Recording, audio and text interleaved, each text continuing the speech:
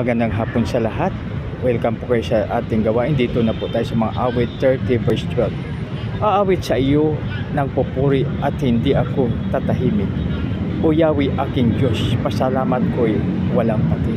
Mga kaibigan, napakaganda. Purihin ako ang Diyos sa pagbasa ng kanyang salita. Mga kaibigan, napakaganda pag tayo ay palaging magpapasalamat. Ang instruction sa atin, ano man ang mangyari, malungkot man, masaya o kung ano pa man, dapat pasalamatan natin. Tanggapin natin ang buong puso, tanggapin natin buong isip upang tayo ay hindi magbuhay. Kaya mga kaibigan, ang gusto ng ating Panginoon, kapayapaan ay sumasa atin. Dahil kung may kapayapaan, walang stress, walang sakit, wala kung ano man, dahil buong tiwala po tayo sa ating Creator. Magandang hapon sa lahat.